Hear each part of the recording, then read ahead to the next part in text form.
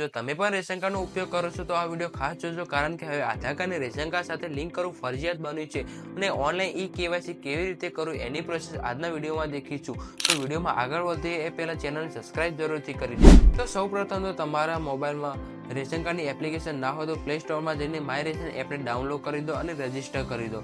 હવે જ્યારે તમે રજિસ્ટર કરશો ત્યારે રેશન કાર્ડનો નંબર નાખીને અહીંયા લિંક કરી દો અને બહાર નીકળીને ફરીથી લોગિન કરો.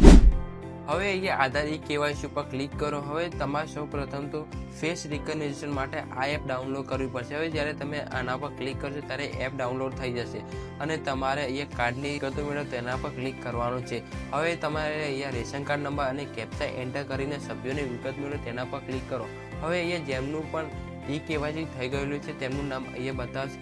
હવે જેમનું પણ KYC બાકી છે તેના માટે અહીંયા ક્લિક કરો અને સભ્યોની વિગતો મેળવો તેના પર ક્લિક કરો.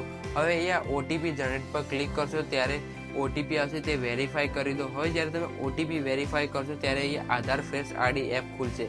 હવે તમે અહીંયા એપ ખોલશો ત્યારે પ્રોસેસ પર ક્લિક કરો. હવે તમારો ફેસ આવી રીતે સ્કેન કરો અને જ્યાં સુધી ગ્રીન સર્કલ ના થાય ત્યાં સુધી તમારી આંખોને આવી રીતે બ્લિંક કરો. હવે જ્યારે તમે આંખોને બ્લિંક કરશો ત્યારે અહીંયા તમારી કાર્ડની વિગતો આવી જશે અને મંજૂરી માટે વિગતો મોકલો તેના પર ક્લિક કરો. બસ 24 કલાકની અંદર તમારું આધાર કાર્ડ રેશન કાર્ડ સાથે લિંક થઈ જશે.